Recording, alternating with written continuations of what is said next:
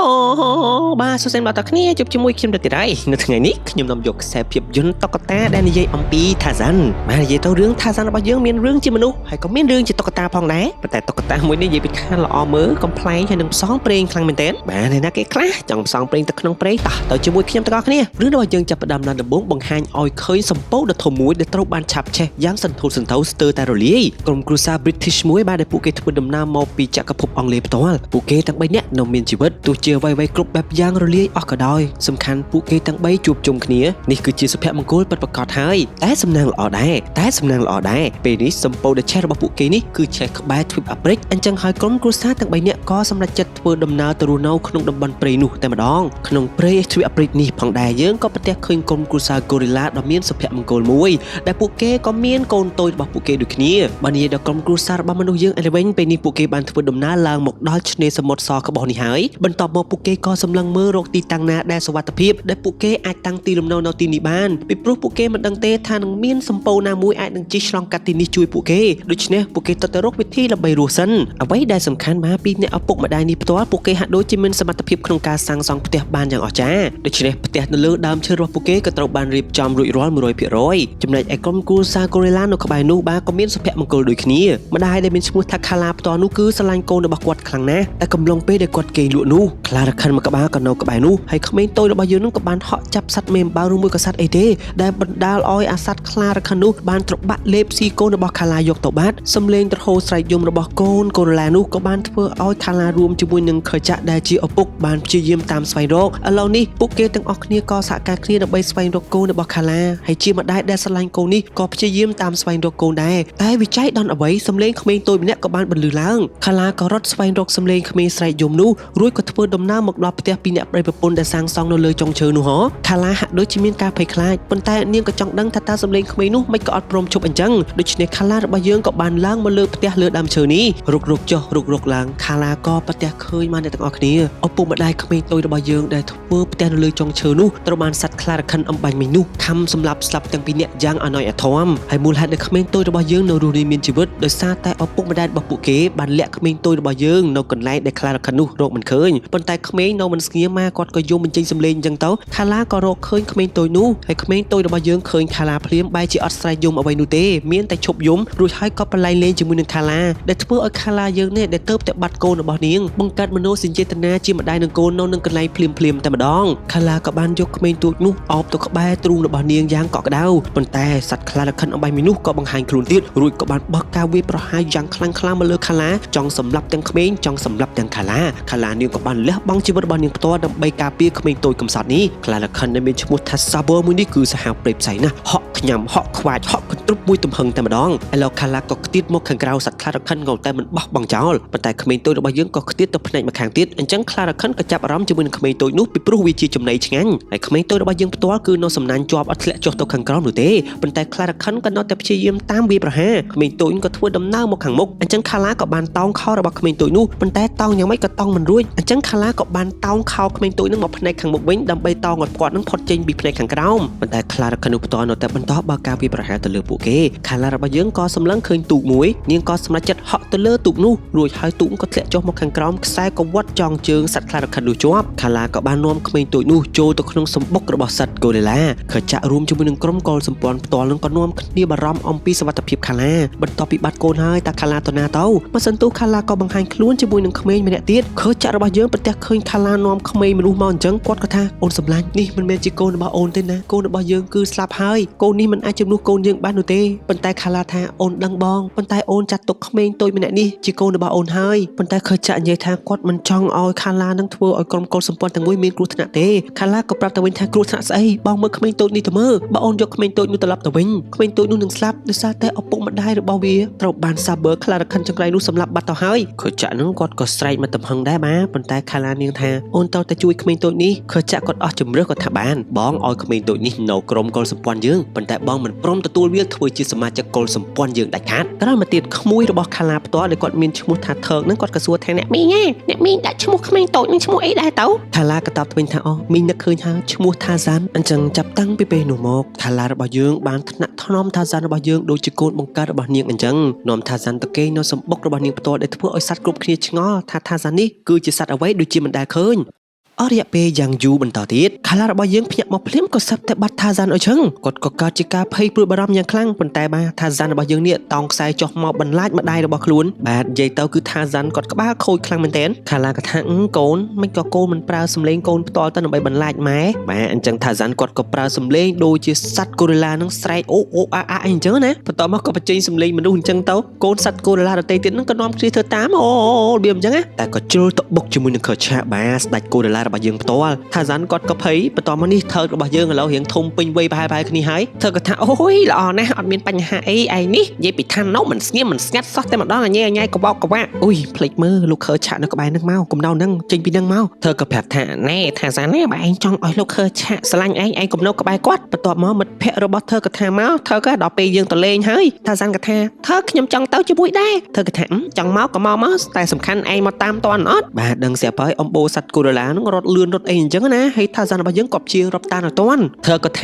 ាគាត់មកតែឯងអីអញ្ចឹងណាប៉ុន្តែថាសានគាត់មកតន់ដែរអញ្ចឹងមិត្តភក្តិរបស់ធ្វើក៏ថាហីមិនក៏ឲ្យថាសានមកអញ្ចឹងអត់ចង់ទេលេងតែគ្នាយើងបានហើយអញ្ចឹងធ្វើក៏ព្យានិយាយជាមួយនឹងថាសានថាថាសានណាខ្ញុំក៏ចង់ឲ្យឯងមកលេងជាមួយខ្ញុំដែរប៉ុន្តែគ្នាខ្ញុំដូចជាអត់ចង់ថាសានក៏សួរអញ្ចឹងខ្ញុំធ្វើម៉េចដើម្បីឲ្យខ្ញុំលេងជាមួយអ្នកទាំងអស់គ្នាបានធ្វើគាត់ក៏ឆ្កឹះទាញសក់របស់គាត់មកសរសៃទៅឲ្យសំលេងដំរីក្បែរនោះក៏បន្លឺឡើងធ្វើគាត់គិតថាបើសិនជាថាសានឯងអាចទៅយករោមរបស់ដំរីមកបានចាំមកលេងជាមួយពួកយើងបាទពីព្រោះធ្វើគាត់គិតថាសានប្រកាសជាខ្លាចដំរីព្រោះដឹងស្រាប់ហើយសត្វដំរីគឺជាសត្វដ៏មានអំណាចជាងគេបំផុតមួយដែរនៅក្នុងព្រៃហើយវងរបស់ដំរីផ្ទាល់នឹងអត់មាននរណាហ៊ានទៅក្បែរទេសូម្បីតែស្ដេចហ្គូរ៉េឡាប៉ុន្តែវាចម្លែកអីថាសានអត់មានវែងឆ្ងាយទេក៏ហក់ចូលទៅក្នុងទឹកបាទបន្ទាប់មកក៏ហែលបុកជាមួយនឹងសត្វដំរីទឹកប៉ុណ្ណឹងអត់ឈប់ទេបាទក៏ស្វែងរកឃើញថាអូណោះវងដំរីនៅនោះតាហើយវងដំរីផ្ទាល់នឹងកំពុងតែជួបជុំគ្នាបលែងលេងផ្លុំទឹកចុះផ្លុំទឹកឡើងបើខាងថឹកឯវិញឃើញថាសានហែមកឡើងផ្ទៃទឹកនឹងក៏សប្បាយចិត្តភ័យខ្លាចថាសានមានបញ្ហាអីអញ្ចឹងណាកូនដំរីមួយនៅក្បែរនោះដែលមានឈ្មោះថាឋានធ្វើផ្ទាល់ក៏និយាយថាម៉ែខ្ញុំមិនចង់ចូលទឹកទេហេតុអីក៏ធោដំរីចូលទឹកផ្លុំទឹកអញម៉េះម្ដាយក៏ថាចូលមកកូនគ្មានបញ្ហាអីទេយីទៅខ្លាចទឹកមានធំប៉ុណ្ណឹងដែរឋានធ្វើក៏ប្រទះឃើញមានថាសានរបស់យើងហែលនៅក្នុងទឹកគាត់ក៏បានយកដំណោះមកប្រាប់កាន់កុំដំរីផ្សេងទៀតថាម៉ែស្អីគេហែលក្នុងទឹកចម្លែកចាំមិនដឹងជាកង្កែបឬមួយក៏ស្អីទេធំអូពេលរានហាម៉ែថៃស៊ីមនុស្សម្ដាយក៏ថាកូនចេះតែនិយាយហីថៃស៊ីមនុស្សណាក្នុងតំបន់អាហ្វ្រិកយើងនៅតំបន់អាម៉ាហ្សូនតាកូនកុំនិយាយអត់ប្រយោជន៍មើលចាស់កំពុងតែនិយាយគ្នាផងបន្ទាប់មកថាសានរបស់យើងក៏បានហក់តោងសក់របស់ដំរីមកក្បាលតែមិនហក់តោងធម្មតាទេគឺហក់ខំអញ្ចឹងឲ្យដំរីឈ្មោលនឹងគាត់ក៏សែកថាជួយផងមែនថៃស៊ីមនុស្សជួយផងអញ្ចឹងពួកគេក៏ផ្អើលកវីក្បត់ពេញនោះធ្វើឲ្យថាសានរបស់យើងខ្ទាតទៅខាងលើធ្លាក់ចុះមកក្នុងទឹកវិញហាមាត់ចេញថ្មិញធំពួកគេក៏ថានឹងហើយថៃស៊ីសាច់នាំគ្នារត់អញ្ចឹងវងដំរីទាំងអស់គឺផ្អើលរត់ចូលទៅក្នុងព្រៃហើយផ្លូវនឹងគឺជាផ្លូវធ្វើដំណើរទៅកាន់សម្បុករបស់សត្វហ្គូរ៉េឡានិយាយពីថាបុកតិចបុកទីអស់ហើយបាទសម្បុករបស់ហ្គូរ៉េឡាទាំងប្រមាណនឹងហើយបេះនឹងជន់កូនសត្វហ្គូរ៉េឡាមួយសំណាងល្អលោកខើឆាក់របស់យើងក៏ជួយតាន់លោកខើឆាក់ក៏ឆ្ងល់ថាមានរឿងអ្វីកើតឡើងបានជាសត្វដំរីរត់ផ្អើលចូលមកសម្បុករបស់ពួកគេអញ្ចឹងថើរបស់យើងគាត់ក៏ព្យាយាមជួយថាសានដែលលងទឹកបាញ់មិញថែមធ្វើក៏ប្រាប់ថាណែកុំតប៉ះស្អីគេនឹងថៃស៊ីសាច់ចាប្រយ័ត្នវាខំងាប់ធ្វើក៏ថាថៃស៊ីសាច់ស្អីបងប្អូនខ្ញុំតាអូយមានបញ្ហាធំហើយភ្ញាក់ឡើងថាសានបាទតែថាសានអត់មានបញ្ហាអីទេហើយគាត់ក៏បង្ហាញថានេះខ្ញុំចាប់បានសក់របស់ដំរីមួយមកហើយថែមធ្វើក៏ថាអូយចង់បានសក់អីនេះខ្ញុំមានច្រើនក៏ទុយខ្ញុំនេះចង់ដកបានក៏បានដែរអញ្ចឹងពួកគេទាំង3នាក់ក៏ខ្លាចជាមិត្តភក្តិល្អនឹងគ្នាទៅប៉ុន្តែពេលនោះខើឆាក់របស់យើងក៏មកដល់កន្លែងកើតហេតុហើយក៏ដឹងថាមូលហេតុនោះគឺជាថាសានរបស់យើងគាត់ក៏បានស្ដីបន្ទោសទៅឲ្យថាសានថាដោយសារតែភាពខុសគេរបស់ឯងភាពមិនដឹងខ្យល់របស់ឯងនេះឯងបេះនឹងធ្វើឲ្យសត្វកូរ៉េឡាដទៃស្លាប់ខាឡាក៏និយាយថាគ្នានៅក្មេងមកសម្លាញ់ខើឆាក់ក៏បញ្យល់ថាអូននៅតែរឿងទៀតវាមិនមែនជាអំបូររបស់យើងទេហើយវាក៏គ្មានថ្ងៃដូចជាពួកយើងដែរអូនមើលរូបរាងវាម្ដងទៀតមើលណាខាឡាភ្ញាក់ឡើងសម្ដីនេះក៏បានធ្វើឲ្យតាសានរបស់យើងកាន់តែមានអារម្មណ៍អន់ចិត្តពិបាកចិត្តហើយរត់ចាក់ចេញពីទីនោះតាសានក៏បានឆ្លោះទៅក្នុងទឹកហើយយំតែម្នាក់ឯងឆ្ងល់តែហេតុអ្វីបានជាខ្លួនរបស់គាត់មិនដូចជាអំបូរសត្វកូរ៉េឡាដទៃទៀតតាសានក៏បានយកភក់មកលាបពេញខ្លួនដើម្បីធ្វើយ៉ាងណាក៏ដោយនឹងឲ្យមានទម្រង់ដូចជាសត្វកូរ៉េឡាអញ្ចឹងណាប៉ុន្តែខាឡាក៏មកដល់ខាឡាក៏ព្យាយាមបញ្យល់ទៅកាន់តាសាននរណាគេថាកូនមិនដូចជាពួកយើងកូនមានភ្នែកពីរម៉ែមិនមានភ្នែកពីរអីកូនមានដៃពីរម៉ែក៏មានដៃពីរតាសានគាត់ក៏រៀងជឿដែរបាទប៉ុន្តែពេលដែលដាក់ដៃលើម្ដាយរបស់ខ្លួនក៏ឃើញថាដៃរបស់គាត់នឹងអត់ដូចជាដៃម្ដាយទេបាទទំហំដៃម្ដាយនឹងវាធំពេកខាឡានៅតែព្យាយាមបញ្យល់ថាអ្វីដែលសំខាន់កូននេះបេះដូងរបស់កូនអារម្មណ៍របស់កូនថាកូនគិតថាកូនស័ក្តិសមជាអ្វីឲ្យតែកូនអាចគ្រប់គ្រងអារម្មណ៍របស់កូនបានគ្មាននរណាម្នាក់អាចយកឈ្នះកូនបានឡើយនៅពេលដែលកូនសម្រេចចិត្តធ្វើអ្វីមួយនោះតាសានគាត់ក៏មានអារម្មណ៍សប្បាយចិត្តគាត់ថាហ្នឹងហើយខ្ញុំគឺជាអំបូរស្វាដ៏ខ្លាំងជាងគេបំផុតអញ្ចឹងចាប់តាំងពីថ្ងៃនោះទៅក្រុមរបស់កូរ៉េឡាផ្ទាល់ក៏ចាប់ផ្ដើមធ្វើដំណើរផ្លាស់ទីលំនៅតាសានរបស់យើងគាត់ព្យាយាមតាមឲ្យទាន់សត្វកូរ៉េឡាពួកដឹងស្រាប់ហើយបាទសត្វកូរ៉េឡាដៃធំជើងធំឡើងដើមឈើវាឡើងជញ្ជាំងអីគឺពួកគេងាយស្រួល តែថាសានរបស់យើងរៀងប្រឹងជាងគេបន្តិចតែទោះជាយ៉ាងណាក៏ដោយថាសានគាត់ព្យាយាមរាល់ថ្ងៃប្រឹងរាល់ថ្ងៃហើយគាត់ក៏បានសិក្សាអំពីសត្វផ្សេងៗដោយរមាសមានអាវុធនៅលើក្បាលស្រួចថាសានក៏ព្យាយាមបង្កើតជាអាវុធរបស់គាត់ដែរហក់ប្រណាំងជាមួយនឹងស្វាចាប់ចុះចាប់ឡើងក៏តង់ជាប់ពោះធ្លាក់ចូលសបុកកពើនឹងក៏អត់មានបញ្ហាអីឥឡូវរៀនចេះប្រើលំពេង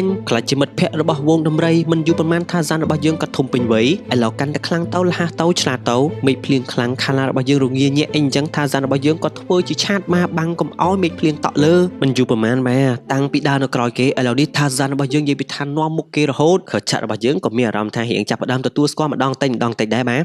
នៅថ្ងៃមួយថាសានរបស់យើងគាត់ក៏ព្យាយាមបញ្ញាក់ម្ដាយរបស់គាត់ទេបាទប៉ុន្តែខាឡាអត់ភ្ញាក់ខាឡាក៏ថាម៉ាក់ស្គាល់កូនច្បាស់ណាស់ហើយកូនទៅមកពីណាថាសានក៏ថាបើម៉ាក់ស្គាល់ខ្ញុំមិនក៏សួរខ្ញុំមកពីណាបន្ទាប់មកធ្វើរបស់យើងក៏ហក់កន្ទ្រុបវាយគ្នាបលែងលេងពេញនោះតឡាត់តាត់តងជាមួយនឹងថាសានហើយទៅបលែងលេងជាមួយនឹងថែនធើដំរីយៈរបស់យើងទៀតបានមិត្តភ័ក្តិ3នាក់នេះដល់កហើយប៉ុន្តែភ្លាមនោះថាសានគាត់ក៏មានអារម្មណ៍ចម្លែករួចក៏ប្រទះឃើញខ្លារខិនចង្រៃយកនឹងបើកការវាប្រហារដេញចង់ខំសម្រាប់ថាសានរបស់យើងថាសានក៏បានឡើងទៅលើដើមឈើសំណាងល្អខើឆាក់របស់យើងនឹងក៏បានតោងមកខ្លារខិនមួយនឹងក៏វីកវ័នអញ្ចឹងទៅប៉ុន្តែខ្លារខិនក៏បើកការវាប្រហារបក់ទៅលើលោកខឆាវិញហើយខ្លារខិននឹងគឺខ្លាំងអ្នកទាំងអស់គ្នាសូម្បីតែលោកខឆាក៏រងរបួសជាទម្ងន់ខ្លារខិនក៏ចង់ហក់សម្រាប់លោកខឆារបស់យើងមកហើយដឹងស្រាប់ហើយវាជាធម្មជាតិរបស់សត្វកូដេឡាបើសិនមេចេញការពីឲ្យកូនចៅអត់មានចេញជួយអីទេពីព្រោះពួកគេខ្លាចដែរអញ្ចឹងណាឥឡូវនេះបំរុងនឹងរស់សម្រាប់លោកខឆាថាសានរបស់យើងក៏បានហក់តាក់ខ្លារខិននោះមួយទំហឹងហើយក៏យកលំពេងរបស់ខ្លួនតទល់ជាមួយនឹងសត្វខ្លារខិននោះអញ្ចឹងល្បិចរបស់ថាសានផ្ទាល់គឺគាត់ធ្វើដំណើរឡើងទៅលើដើមឈើរត់អញ្ចឹងទៅណាខ្លារខិននឹងក៏បានដេញតាមពីក្រោយមួយទំហឹង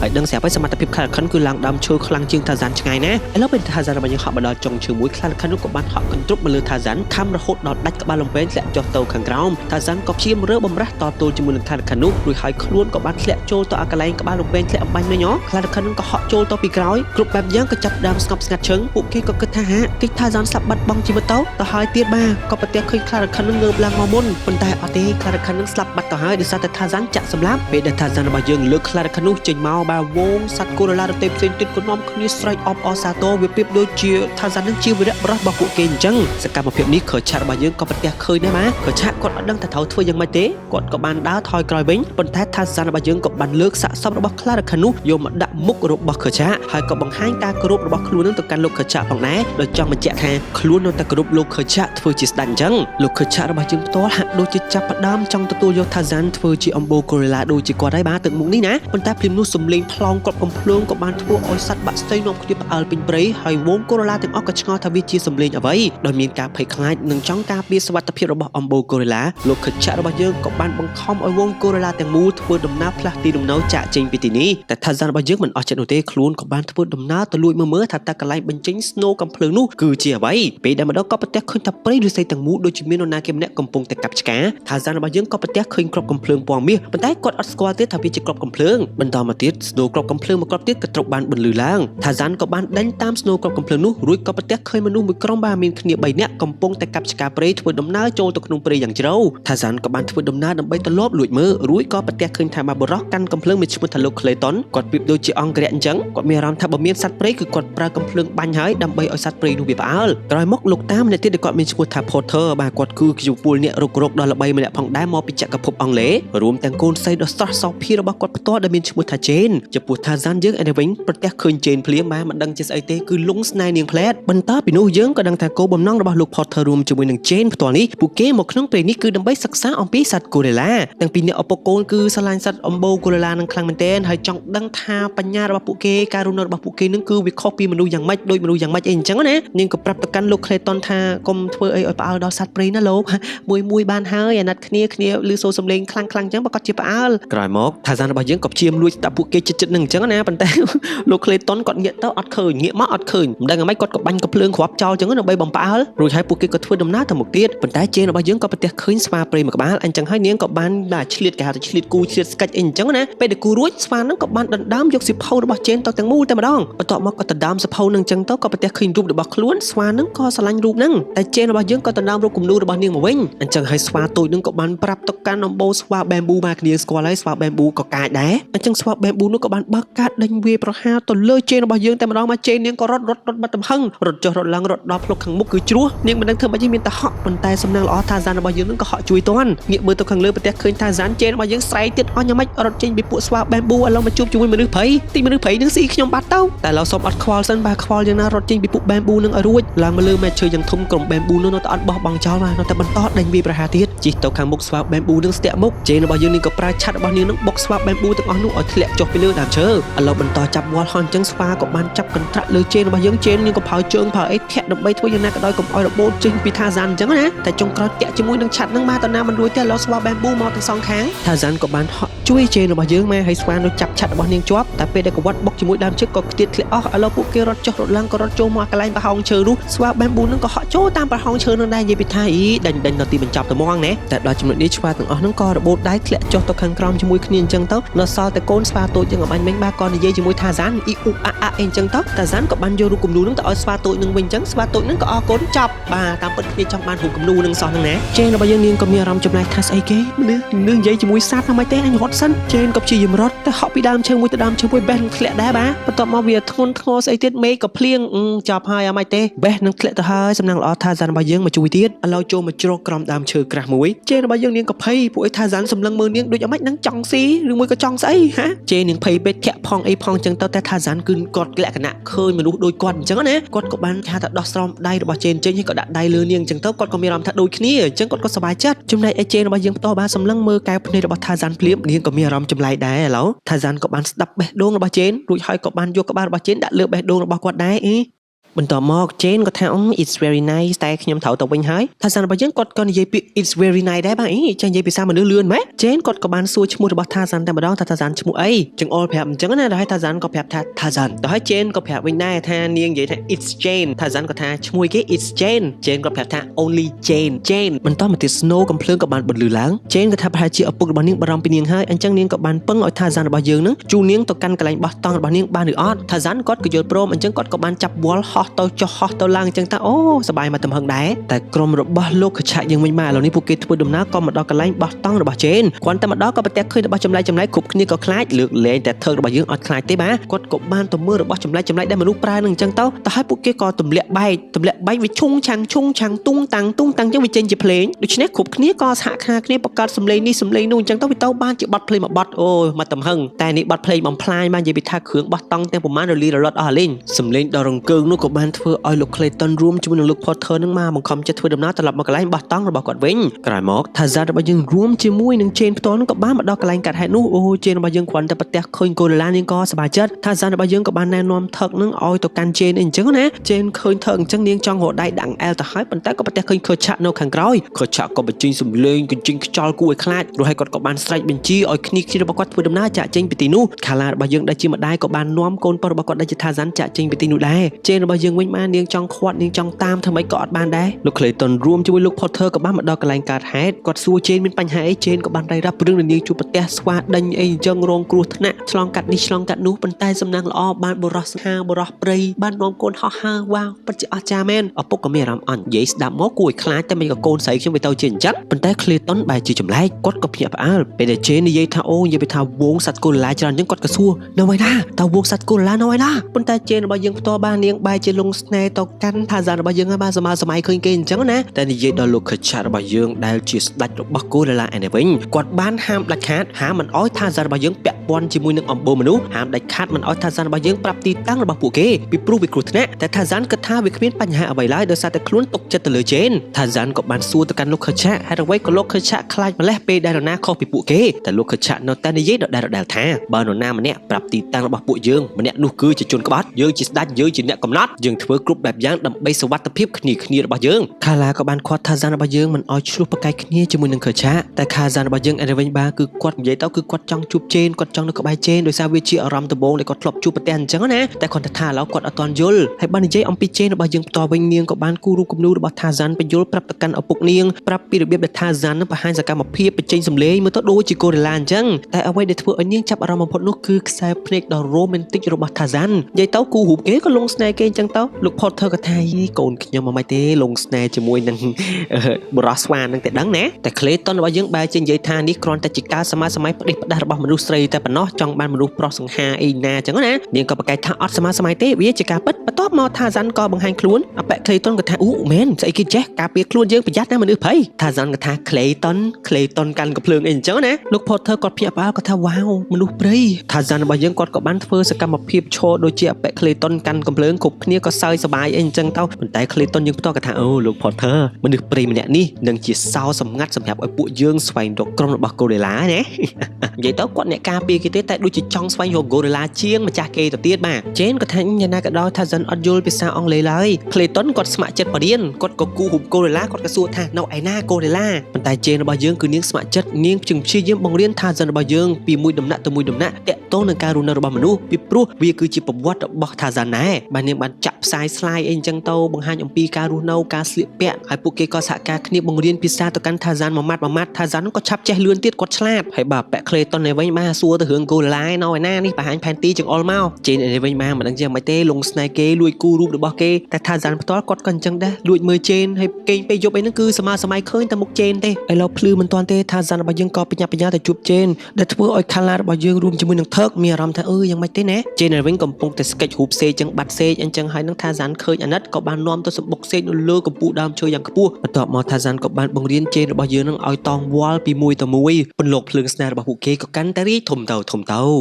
នៅថ្ងៃបន្តទៀតលោក Clayton របស់យើងក៏បានប្រាប់ទៅកាន់លោក Potter ថាកប៉ាល់ជើងចុងក្រោយនឹងធ្វើដំណើរឆ្លងកាត់ទីនេះបើសិនជាពួកគេទៅយឺតនោះពួកគេនឹងគ្មានកប៉ាល់ណាមកទទួលពួកគេត្រឡប់ទៅវិញឡើយតែ Potter រួមជាមួយនឹង Jane ថាពួកគេមិនទាន់ស្វែងរកសត្វ Gorilla ឃើញនោះទេអញ្ចឹងលោក Clayton ក៏បានបង្ខំថាអញ្ចឹងសួរថា Zen ទៅនៅវែងឆ្ងាយស្អីទៀតសួរចំទៅបងទៅឥឡូវដោយសារតែពេលក៏ថុញញុចខ្លាំងពេក Jane របស់យើងក៏ស្នើសួរថា Zen ថា Zen តើបងអាចនាំពួកយើងទៅរកសម្បុក Gorilla បានឬមួយក៏អត់ថា Zen គាត់ក៏បដិសេធដោយសារថាបើសិនជាគាត់ធ្វើគាត់នឹងក្បត់ក្រុមរបស់គាត់ហើយវាក៏ជាអ្វីដែលលោក Kerchak បានហាមឃាត់ផងដែរអញ្ចឹងគាត់មិនអាចប្រាប់បាននោះទេឥឡូវនៅសល់ពេលសេះសល់បន្តិចបន្តួចតែ Zen ក៏បានចុចមើលរូបភាពចុចមើលคลิปអីចឹងទៅក៏ប្រទះឃើញថាពេលមនុស្សប្រុសស្រឡាញ់មនុស្សស្រីគឺគេត្រូវបកគោលផ្កាឲ្យអញ្ចឹងថា Zen របស់យើងគាត់ក៏បានយកផ្កាមកបាច់ធំធ្វើដំណើរចេញពីសម្បុករួចហើយក៏ហោះមកដល់កន្លែងបោះតង់របស់ Jane ផ្ទាល់ប៉ុន្តែពេលដែលមកដល់ផ្កាក៏របូតព្រោះពេលនេះ Jane របស់យើងកំពុងតែរៀបចំអីវ៉ៃអីវ៉ាន់របស់នាងចាក់ចេញពីលើទឹកដីមួយនេះហើយថា Zen របស់យើងគាត់ក៏និយាយសួរនាំថាមានរឿងអ្វី Jane ក៏បញ្យល់ថានាងទៅធ្វើដំណើរទៅទីក្រុងឡុងវិញហើយដែលវាជាផ្ទះកំណើតរបស់នាងថា Zen ក៏ថានឹងហើយធ្វើដំណើរហើយត្រឡប់មកវិញប៉ុន្តែ Jane ក៏បញ្យល់ថាអត់ទេថា Zen ខ្ញុំទៅហើយខ្ញុំអត់ត្រឡប់មកវិញនោះទេ Jane របស់យើងក៏បានបបួលឲ្យថា Zen ទ្រនៅជាមួយនាងដែរពីព្រោះថា Zen ជាមនុស្សទៅរស់នៅជាមួយមនុស្សអីអញ្ចឹងណាថា Zen ក៏បានបកគោលផ្កាឲ្យទៅកាន់ Jane ស្នើសុំឲ្យនាងនៅទីនេះប៉ុន្តែ Jane អត់បានខ្វល់នោះទេដោយសារតែនាងរញ៉េរញ៉ៃនឹងអីវ៉ៃអីវ៉ាន់របស់នាងពេកបន្ទាប់មក Clayton គាត់ក៏បានប្រាប់ទៅកាន់ថា Zen ថាបើចង់ឲ្យ Jane ស្នាក់នៅទីនេះលុះត្រាតែឯងនឹងនាំ Jane រួមជាមួយលោក Potter នឹងឲ្យដឹងទីតាំងរបស់ Gorilla ព្រោះពួកគេមានគោលបំណងមករក Gorilla ថា Zen គាត់ក៏សួរទៅកាន់លោក Clayton ថា Jane ឃើញ Gorilla Jane នឹងនៅទីនេះ Clayton ក៏ថានឹងហើយអញ្ចឹងមកថា Zen ក៏និយាយថាបានខ្ញុំនឹងនាំ Jane ទៅឲ្យស្គាល់សម្បុករបស់ Gorilla ប៉ុន្តែដើម្បីអាចធ្វើរឿងនោះបាន Zen របស់យើងគាត់ក៏បានទៅពឹងមិត្តភ័ក្តិរបស់គាត់ដែលជា Turk រួមជាមួយនឹង Panther ធ្វើយ៉ាងណាក៏ដោយនឹងបញ្ឆោតឲ្យលោក Kerchak របស់យើងនឹងចាក់ចេញពីសម្បុកអីអញ្ចឹងណាដើម្បីឲ្យថា Zen របស់យើងនាំពួកគេទៅឃើញក្រុម Gorilla បានប៉ុន្តែ Turk រួមជាមួយនឹង Panther ពួកគេមិនអាចទទួលយកបាននោះទេពួកគេក៏អត់អាចធ្វើរឿងដែលថា Zen របស់យើងស្នើសុំបានដែរបាទយើងមិនដឹងថាស្នើសុំធ្វើអីទេប៉ុន្តែមកហេតុតែនៅជាមួយគ្នាតាំងពីក្មេងចុងក្រោយ Panther របស់យើងរួមជាមួយនឹង Turk ក៏យល់ព្រមអញ្ចឹងវិធីរបស់ពួកគេគឺតបតែងខ្លួនធ្វើជាមនុស្ស Turk ក៏ថាមិនក៏ឲ្យខ្ញុំធ្វើជា Jane អញ្ចឹង Panther គាត់ក៏ធ្វើជាឪពុកបាទគាត់ប្រើប្រម៉ោយធ្វើជាឪពុកអញ្ចឹងណាក្រោយមកទៀត Kerchak របស់យើងក៏ចាប់អារម្មណ៍អញ្ចឹងបាទគាត់ក៏ត្រូវតែដេញពួកគេចេញពីសម្បុកអីអញ្ចឹងណា Turk រួមជាមួយនឹង Panther ក៏ជាមរតពងវៀងដែរហើយក្នុងឱកាសនោះថា Zen របស់យើងក៏បាននាំ Jane រួមជាមួយនឹងលោក Potter ហើយ Clayton ធ្វើដំណើរមកកាន់សម្បុករបស់ Gorilla ម្ដាយរបស់ថា Zen ប្រទះឃើញថា Zen នាំមនុស្សមកអញ្ចឹងគាត់ពិបាកនិយាយដែរបាទប៉ុន្តែ Jane របស់យើងនាងក៏បង្ហាញអារម្មណ៍ថានាងពិតជាស្រឡាញ់អំបូរសត្វ Gorilla ខ្លាំងណាស់តែ Kala របស់យើងក៏ថយចេញពីទីនោះអប៉ែ Clayton ក៏ថាពួកវារត់ហើយ Jane ក៏ថាទេកុំបង្អើលសត្វ Gorilla នៅឲ្យស្ងៀមពេលពួកគេធ្វើដំណើរចូលទៅផ្ទះខាត់ក្នុងទៀតក៏ប្រទះឃើញនេះឯងគឺជាសម្បុករបស់ Gorilla Jane របស់យើងនាងមិននឹកស្មានទេថាការរស់នៅរបស់អំបូរសត្វ Gorilla គឺវាអស្ចារ្យដល់ថ្នាក់នេះ Jane របស់យើងនាងក៏បានប្រឡែងលេងជាមួយនឹងកូនសត្វ Gorilla ដទៃផ្សេងទៀតចំណែក ចំណែកឯឪពុករបស់នាងផ្ទាល់ក៏ត្រូវបានសត្វកូរូឡាតោងដៃតោងជើងមើលឆ្ងល់ថាជាស្អីដែរអញ្ចឹងណាចំណែកឯប៉ែក Clayton គាត់ក៏អបអរសាទរទៅកាន់ Jane រួមជាមួយនឹងលោក Potter តែជាក់ស្ដែងគាត់កំពុងតែគូផែនទីផ្លូវដើម្បីចូលមកកាន់សម្បុកនេះបាទហើយវាមានអាផ្លូវទឹកចូលមកក្បែរនឹងទៀតគាត់ចង់ធ្វើអីចេះ Jane របស់យើងនាងក៏បានសួរទៅកាន់ Tarzan បង្រៀនភាសារបស់កូរូឡាតែងទួយប្រាប់នាងអីអញ្ចឹងណា Tarzan គាត់ក៏ប្រាប់អូអ៊ីអាអអូអូអូអ៊ីអញ្ចឹងទៅ Jane នាងក៏ធ្វើតាមបន្ទាប់មកនាងក៏សួរថាពាក្យនេះមានន័យថាយ៉ាងម៉េច Tarzan ក៏បញ្យល់ថាភាសាអំបញ្ញមិញគឺចង់និយាយថា Jane នៅជាមួយនឹង Tarzan រហូតឬសូពាក្យនេះ Jane របស់យើងនាងក៏ដូរទឹកមុខពីព្រោះនាងមិនអាចទៅបាននោះទេនឹងមានឪពុករបស់នាងដែលនាងត្រូវមើលថែនាងមានជីវិតរបស់នាងដែលនាងត្រូវរស់នៅទីក្រុងឡុងក្រោយមកធ្វើរួមជាមួយនឹង Tenter រត់ចុះរត់ឡើងក៏រត់មកដល់សម្បុកវិញលោកខើឆាក់ក៏មកទាន់មកឃើញហេតុការណ៍នេះគាត់ក៏បានស្រែកយ៉ាងកំរោលអាប៉ែក Clayton ក៏ចង់យកកំភ្លើងបាញ់ប៉ុន្តែលោកខើឆាក់របស់យើងក៏បានវាយប្រហារទាន់ Tarzan របស់យើងក៏បានព្យាយាមចាប់លោកខើឆាក់របស់យើងមកទំហឹងចាប់រហូតដល់គាត់រើលែងរួចបាទកម្លាំង Tarzan ខ្លាំងដែរអញ្ចឹង Tarzan ចាប់បែបនេះដើម្បីប្រាប់ឲ្យពួកគេទាំង3នាក់រត់ចាក់ចេញពីទីនេះឲ្យលឿនទាំង3នាក់ភ័យក៏បានរត់មិនមើលក្រោយចំណែក Tarzan ចាប់រហូតដល់លោក Cancher របស់យើងនោះគឺគាត់ពិបាកក្នុងការដកដង្ហើមទៅឲ្យគាត់ក៏ប្រឡែងវិញ Tarzan គាត់ក៏បានសុំទោសចេញពីបេះដូងប៉ុន្តែលោកខឆាក់ក៏និយាយថាខ្ញុំបានប្រាប់ឯងច្បាស់ហើយថាឲ្យឯងការពារក្រុមគ្រួសារយើងប៉ុន្តែឯងក្បត់ពួកយើង Tarzan អត់មានអ្វីតបគាត់ក៏បានរត់ចេញពីសម្បុកក្រោយមក Kala របស់យើងក៏បានមកតាម Tarzan ទៀតហើយនាងក៏មានរឿងមួយចង់បង្ហាញទៅ Tarzan គឺផ្ទះដើមរបស់ Tarzan ពេលដែលឡើងមកដល់ Tarzan ក៏ប្រទះឃើញរូបថតឪពុកម្ដាយរបស់ខ្លួនរួមជាមួយនឹងខ្លួនតាំងពីក្មេងម្ដាយដឹងច្បាស់ណាស់ថា Tarzan របស់យើងមានស្នេហាគាត់ក៏បាននិយាយថាកូនប្រុសទោះជាក្នុងករណីណាក៏ដោយក៏កូនជាកូនរបស់ម៉ែដែរអញ្ចឹងទោះជាកូនសម្រេចចិត្តអ្វីគឺម៉ែគ្រប់គ្រងទាំងអស់និយាយចប់ Kala ក៏ចេញពីទីនោះ Tarzan របស់យើងពេលដែលចេញមកគឺគាត់ពាក់សម្លៀកបំពាក់ឪពុករបស់គាត់អញ្ចឹងបានសេចក្តីថា Tarzan សម្រេចចិត្តធ្វើដំណើរទៅរស់នៅទីក្រុងជាមួយនឹង Jane ហើយពីរនាក់ម្ដាយកូនក៏បានលាជាមួយគ្នាទាំងទឹកភ្នែកជាលើកចុងក្រោយបន្ទាប់ពីនោះ Tarzan របស់យើងក៏បានឡើងទូកដើម្បីឡើងទៅកាន់កប៉ាល់ធំចាក់ចេញពីទឹកដីមួយនេះ Tenter រួមជាមួយនឹងThorក៏បានមកលា Tarzan ជាលើកចុងក្រោយប៉ុន្តែមកមិនទាន់ពួកគេទាំងពីរនាក់ក៏មានអារម្មណ៍ជាការស្រងេះស្រងោចជាខ្លាំង Jane នៅវិញក៏សប្បាយចិត្តគាត់គិតថាប្រហែលជាពេលដែលពួកគេទៅទីក្រុងឡុងគ្រប់គ្នាប្រកាសជាភ្ញាក់ផ្អើលពេលដែលបានជួបជាមួយនឹង Tarzan មិនថាអ្នកសារព័ត៌មានអ្នកស្រាវជ្រាវឬមួយក៏ម្ចាស់ស្ត្រីទេប្រកាសជាចង់ជួបជាមួយនឹង Tarzan ខ្លាំងហើយតែ Tarzan និយាយតាមម៉ាត់ខ្ញុំនៅជាមួយ Jane Jane នាងក៏អៀនតោះមកពួកគេក៏ធ្វើដំណើរឡើងទៅលើកប៉ាល់យ៉ាងធំនោះទៅ Tarzan ក៏ងាកទៅកាន់ទឹកដីរបស់គាត់ជាលើកចុងក្រោយរួចក៏ឡើងមកលើកប៉ាល់ក៏ប្រទះឃើញថាអញ Captain មួយអ្នកធ្វើការផ្សេងៗត្រូវបានគេចាប់ចងខ្សែ Potter រួមជាមួយនឹង Jane ក៏ត្រូវបានគេចាប់ចងបិទមាត់ចិត្តបន្ទាប់មកក្រុមដតីផ្សេងទៀតក៏បាននាំគ្នាដាក់ទ្រង់ចាប់ខ្លួនរបស់ Tarzan រួចហើយយើងក៏ដឹងថាវាជាស្នាដៃរបស់ប៉ែក Clayton អញ្ចឹងប៉ែក Clayton គឺជាចោរចាប់សត្វព្រៃដើម្បីយកទៅលក់ឥឡូវនេះគាត់កំពុងតែតាមស្វែងរកសម្បុកកូរីឡាដើម្បីលក់ដែរអញ្ចឹងវាបានថ្លៃខ្លាំងថ្លៃខ្ពស់កប់ពពកឥឡូវបន្ទាប់ពីដឹងទីតាំងរបស់កូរីឡារួចពួកគេក៏សម្រេចចិត្តចាប់ខ្លួនរបស់គ្នា Jane ទាំងប្រមាណរួមជាមួយនឹង Tarzan ផងដែរ Tarzan គឺគាត់ខឹងចិត្តណាស់ហើយអ្វីក៏គាត់ទុកចិត្តប៉ែក Clayton អញ្ចឹងហើយគាត់ក៏ស្រែកមួយទំហឹងសម្លេងនោះក៏បានធ្វើឲ្យ Tenter របស់យើងដែលជាដំរីលឺ Tenter ក៏ថាសម្លេងនេះដូច Tarzan មានបញ្ហាអីThor ក៏ថាអូកុំតែខ្វល់ Tenter ក៏និយាយថាអត់មានអត់ខ្វល់ទេមកសម្លេងនេះយើងត្រូវតែជួយ Tarzan អត់មានមកធ្វើចរិតអញ្ចឹងទេអញ្ចឹងពួកគេក៏បានហក់ចូលទៅក្នុងទឹកប្រទះឃើញទូករបស់ Clayton ពួកគេក៏បានហែលចូលទៅក្នុងទឹកយ៉ាងជ្រៅដើម្បីគេចបន្ទាប់មកក៏បានមកដល់ក្បែរកប៉ាល់ដ៏ធំនេះមកមើលពួកគេឡើងដោយវិធីណាណោះ